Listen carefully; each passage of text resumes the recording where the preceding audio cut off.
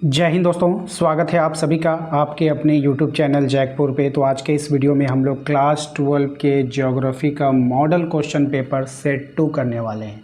इसके पहले हमने सेट 1 चैनल पे अपलोड कर दिया है। यदि आपने नहीं देखा है तो आप प्लेलिस्ट पे जाकर देख सकते हैं। साथ ही साथ हिस्ट्री, ज्योग्राफी, पॉलिटी, इकोनॉमिक्स सारे का मॉडल पेपर जो है अपलोड हो रहा है। आप लोग अपने परीक्षा की तैयारी अगर बेहतरीन ढंग से करना चाहते हैं तो आप हमारे चैनल को सब्सक्राइब जरूर कर लीजिए, बेल आइकन को प्रेस कर लीजिए ताकि आने वाली हर एक वीडियो का नोटिफिकेशन आपके मोबाइल पे जाए। और साथ ही साथ आप हमारे दिए गए नंबर पे एक मैसेज करके अपने व्हाट्सएप ग्रुप को ज़रूर ज्वाइन कर लीजिएगा, ठीक है। तो चलिए शुरू करते हैं और स्टार्ट करते हैं आज का मॉडल पेपर सॉल्यूशन। तो सबसे पहला सवाल है आपके स्क्रीन पर कि संभववाद की अवधारणा में किस घटक को ज़्यादा महत्वपूर्ण माना गया है। तो संभववाद की अवधारणा में कौन सी घटक को ज़्यादा महत्वपूर्ण माना गया है? मानवीय घटक को, प्राकृतिक घटक को, मानवीय एवं प्राकृतिक घटक दोनों को, या फिर इनमें से कोई नहीं। तो देखिए इसका जो राइट आंसर हो जाएगा वो हो जाएगा आपका ऑप्शन नंबर ए, मानवीय घटक को। किसको? मानवीय घटक को, ठीक है। क्वेश्चन नंबर 2 पर आते हैं। क्वेश्चन नंबर 2 में कहा गया है कि मेगा नगर की जनसंख्या जो होती है वो कितनी होती है? 10 लाख, 50 लाख से अधिक, 1 करोड़ या फिर 1 लाख? तो 50 लाख से अधिक होती है। Option number B correct answer होगा। क्वेश्चन नंबर 3 पर आइए। क्वेश्चन नंबर 3 में कहा गया है विश्व में सर्वाधिक जनसंख्या केंद्रित है। कहाँ पर केंद्रित है? पर्वतीय क्षेत्रों में, या फिर मैदानों में, या पठार में, या फिर मरुस्थल में? इसका राइट आंसर हो जाएगा आपका ऑप्शन नंबर बी, मैदानों में। कहाँ पर? मैदानों में। क्वेश्चन नंबर आते हैं 4 पे। इसमें कहा गया कि भारतीय जनगणना इतिहास में किस वर्ष को ग्रेट डिवाइड की संज्ञा दी गई है? तो किस वर्ष को जो है ग्रेट डिवाइड की संज्ञा दी गई है? 1911 है, 1981 है, 1921 है, 1951 है। तो 1921 को दिया गया है, ठीक है। क्वेश्चन नंबर 5 है आपका मानव विकास की अवधारणा निम्नलिखित में से किस विद्वान की देन है? तो मानव विकास की जो अवधारणा है वो कौन से विद्वान की देन है? तो डॉक्टर महबूब उल हक की देन है। ऑप्शन नंबर बी यहाँ पे सही जवाब हो जाएगा। क्वेश्चन नंबर 6 है निम्न में से किस कृषि प्रकार का विकास यूरोपीय औपनिवेशिक समूह द्वारा किया गया? तो कौन सी कृषि का विकास किया गया यहाँ पे ये आपको बताना है। तो रोपण कृषि का विकास। ऑप्शन नंबर डी इसका यहाँ पे करेक्ट आंसर होगा। क्वेश्चन नंबर 7 पे आते हैं। क्वेश्चन नंबर 7 में कहा गया है आपसे, ठीक है। क्वेश्चन नंबर 7 में कहा गया है कि हॉर्टिकल्चर किससे संबंधित है? अब ये जो हॉर्टिकल्चर है ये फल और सब्जी से संबंधित है। ऑप्शन नंबर डी हमारा सही जवाब होगा। क्वेश्चन नंबर 8 पे आइए। क्वेश्चन नंबर 8 में कहा गया है निम्न में से कौन सा रोपण कृषि नहीं है?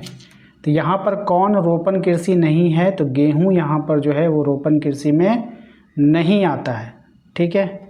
क्वेश्चन नंबर आते हैं 9 पे। क्वेश्चन नंबर 9 में कहा गया है निम्न में से कौन सी एक अर्थव्यवस्था में उत्पादन का स्वामित्व व्यक्तिगत होता है? तो पूंजीवादी अर्थव्यवस्था में, ठीक है। जापान का डेट्रॉइट किसे कहा जाता है? जापान का डेट्रॉइट नगोया को कहा जाता है। Option number B correct answer होगा। क्वेश्चन नंबर 11 पे आते हैं। इसमें कहा गया है कि नई औद्योगिक नीति की घोषणा कब की गई?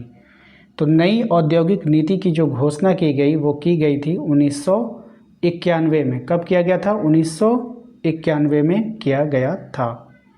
तो दोस्तों यहाँ पे मैं छोटी सी बात आप लोगों को बता देना चाहता हूँ कि मैंने आप लोगों के एग्ज़ाम के मद्देनज़र एक टारगेट ग्रुप लॉन्च किया है। इस ग्रुप में आप लोगों को प्रतिदिन छोटे छोटे टारगेट दिए जाते हैं और उसको पूरा करने के लिए उससे जुड़े नोट्स उपलब्ध करवाए जाते हैं और सप्ताह में आपको एक बार टेस्ट भी लिया जाता है। यहाँ पे टारगेट मिलेगा, नोट्स मिलेगा, रेगुलर आप लोगों का सप्ताह में, वीक में एक टेस्ट ले लिया जाएगा।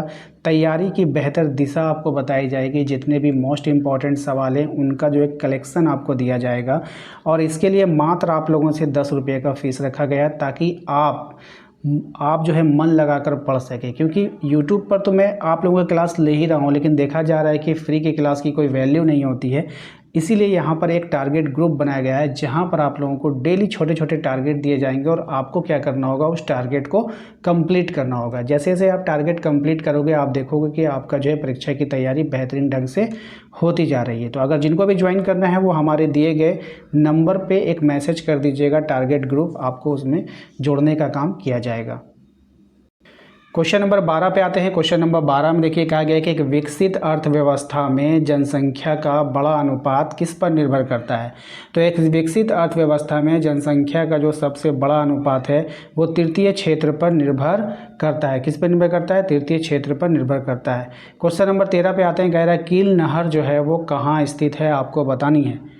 कील नहर स्थित है आपका जर्मनी में। कहाँ पर स्थित है? जर्मनी में स्थित है। क्वेश्चन नंबर 14 है आपका। क्वेश्चन नंबर 14 में कहा गया जल किस प्रकार का संसाधन है। जल जो होता है ना हमारा, ये चक्रीय संसाधन है। कैसा है? चक्रीय संसाधन है। उसके बाद है आपका, ठीक है, तो जल कैसा है? एक चक्रीय संसाधन है। ठीक है, चलिए क्वेश्चन नंबर आते हैं हम लोग 15 में। इसमें कह रहा है कि आर्द्र कृषि में कितनी वार्षिक वर्षा आवश्यक है। अब ये जो आर्द्र कृषि होती है इसमें 75 सेंटीमीटर से अधिक वर्षा चाहिए वार्षिक। ठीक है, ऑप्शन नंबर सी हो जाएगा। अंकलेश्वर खनिज तेल कहाँ स्थित है, आपको बतानी है। अब ये जो अंकलेश्वर है ये कहाँ पर है? तो ये आपका गुजरात में है। कहाँ पर है? गुजरात में है। Option number A correct answer होगा। क्वेश्चन नंबर आते हैं 17 में। कहा गया विश्व का सबसे व्यस्त समुद्री मार्ग कौन सा है। तो विश्व का सबसे जो व्यस्त समुद्री मार्ग है वो है उत्तरी अटलांटिक। कहाँ है? उत्तरी अटलांटिक। ऑप्शन नंबर ए हो जाएगा। क्वेश्चन नंबर 18 पे आते हैं। कहा गया WTO का मुख्यालय कहाँ पर है। तो WTO का मुख्यालय, जो WTO का जो मुख्यालय है वो है आपका जेनेवा में। कहाँ पर है? जेनेवा में है, याद रखिएगा। ठीक है, क्वेश्चन नंबर आते हैं हम लोग 19 में। इसमें कहा गया है कि कोची पत्तन कहाँ अवस्थित है। अब ये जो कोची पत्तन है ये कहाँ पर है, आपको बतानी है। ऑप्शंस आपके पास हैं। राइट आंसर हो जाएगा इसका केरल में है। कहाँ पर है? केरल में है। ठीक है, क्वेश्चन नंबर 20 है आपका। किस पंचवर्षीय योजना में समाजवादी समाज की स्थापना का प्रतिरूप प्रस्तुत किया गया। तो द्वितीय पंचवर्षीय योजना में। क्वेश्चन नंबर 21 है आपका कि निम्नलिखित में से कौन सा भू उपयोग संवर्ग नहीं है। तो सीमांत भूमि कौन नहीं है? सीमांत भूमि नहीं है। क्वेश्चन नंबर 22 है जल संसाधनों का संरक्षण क्यों जरूरी है। तो जल संसाधनों का जो संरक्षण जरूरी है जल की अनुपलब्धता से बचने के लिए, निरंतर बढ़ती मांग के लिए, स्थानिक और ऋतुवत असमानता के कारण। तो इनमें से सभी हो जाएगा। ऑप्शन नंबर डी हो जाएगा। ठीक है, क्वेश्चन नंबर 23 है कि हजीरा विजयपुर जगदीशपुर गैस पाइपलाइन किस राज्य से होकर नहीं गुजरती है। तो ये गुजरात, उत्तर प्रदेश, मध्य प्रदेश से होकर गुजरती है, महाराष्ट्र से नहीं गुजरती है। ऑप्शन नंबर ए हो जाएगा आंसर। क्वेश्चन नंबर 24 है आपका। किस औद्योगिक नीति में उदारीकरण, निजीकरण और वैश्वीकरण को बढ़ावा दिया गया। किसमें दिया गया है? तो 1991 में दिया गया है।